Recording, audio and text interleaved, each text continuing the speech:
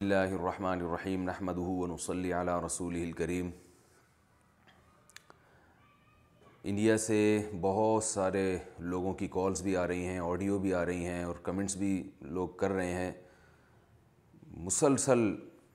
تواتر کے ساتھ یہ سلسلہ جاری ہے کہ مفتی صاحب آپ اللہ کا واسطہ انڈیا کے مظلوم مسلمانوں کے لیے آواز اٹھائیے، مفتی صاحب آپ کو اللہ کا واسطہ آپ انڈیا کے موجودہ گورنمنٹ کے خلاف آواز اٹھائیے۔ تو میں نے ارادہ کیا آج میں کچھ اس بارے میں بات کروں۔ انڈیا کی جو موجودہ حکومت ہے جس نے ظلم اور بربریت کی تمام حدود کو کراس کر دیا ہے، کشمیر میں کیا کیا اس نے، اور ابھی جو نیا قانون انڈیا میں سامنے آیا ہے NRC کے نام سے کہ 1971 تک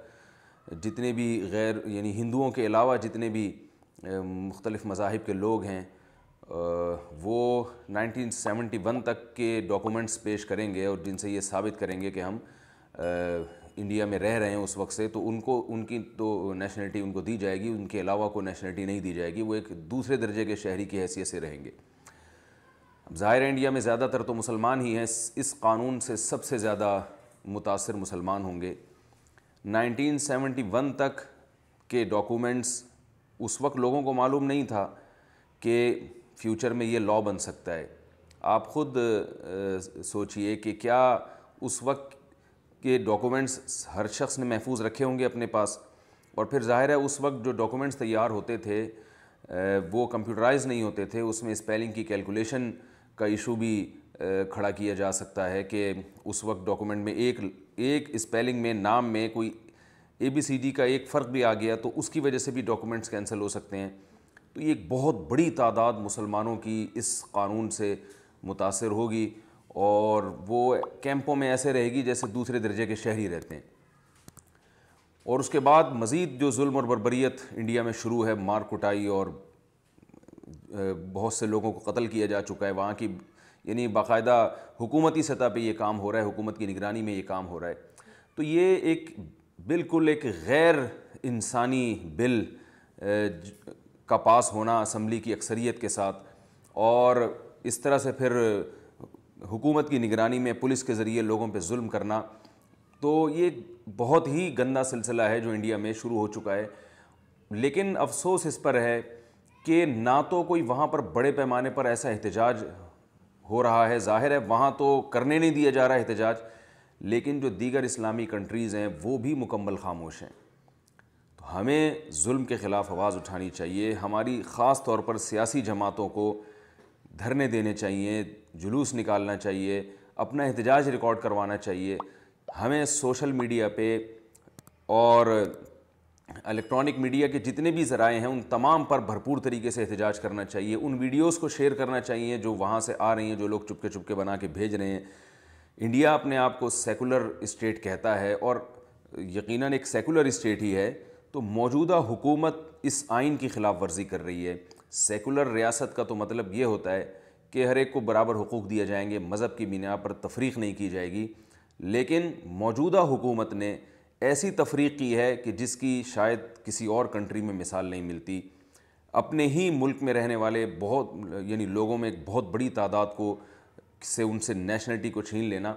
یا ان کو نیشنلٹی نہ دینا، اور یہ قانون بنانا کہ جو بھی غیر مسلم یعنی مسلمان ہوگا یا جو ہندو نہیں ہوگا اس کو نیشنلٹی نہیں ملے گی، تو یہ بدترین ظلم ہے۔ اور صرف اس میں مسلمان احتجاج نہیں کر رہے، وہاں کے جو ہندوؤں کا جو ایک لبرل طبقہ ہے، جو پڑھا لکھا طبقہ ہے، وہ بھی اس قانون کو دل سے پسند نہیں کر رہا۔ تو وہاں بھی ہندوؤں کو اور سکھوں کو اور جتنے بھی مذاہب سے وابستہ لوگ ہیں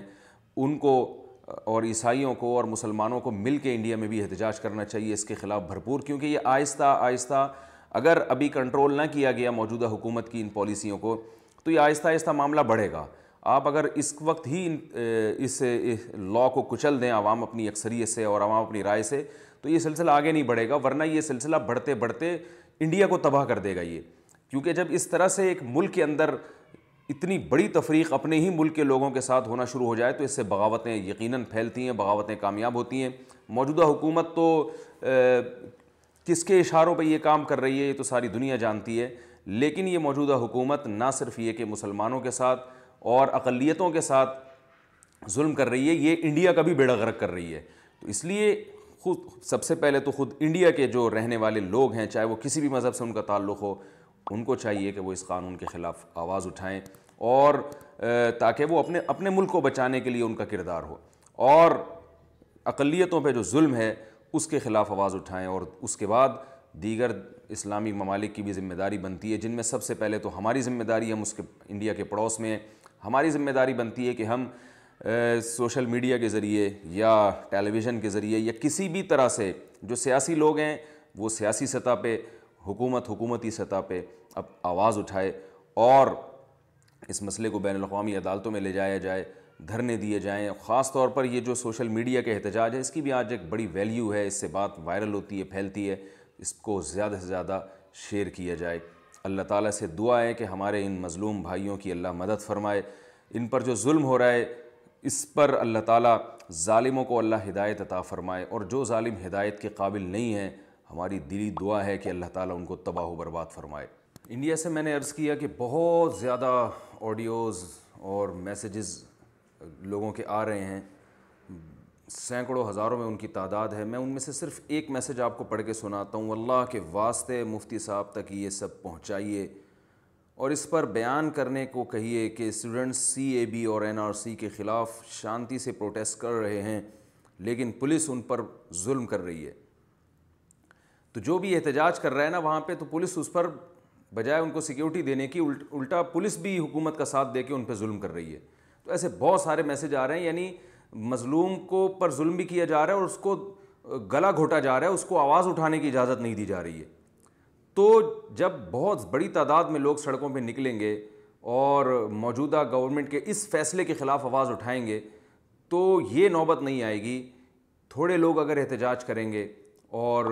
حکومت کے اس فیصلے کے خلاف آواز اٹھائیں گے تو پھر پولیس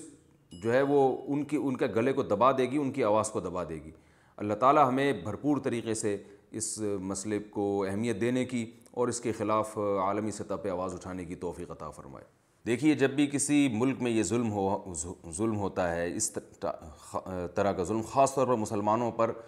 تو عالمی دنیا اکثر خاموشی اختیار کرتی ہے۔ تو ان مظالم کے خلاف عوام ہی کو اٹھنا پڑتا ہے، عوام ہی کو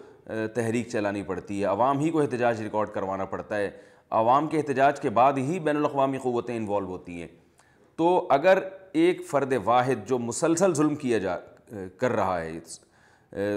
جو یعنی ظلم پہ ظلم کرتا چلا جا رہا ہے اور غلط پالیسیاں بناتا چلا جا رہا ہے، اگر اس ایک شخص کو لگام دینے کے لیے عوام سڑکوں پہ نہ نکلی اور احتجاج ریکارڈ نہ کروایا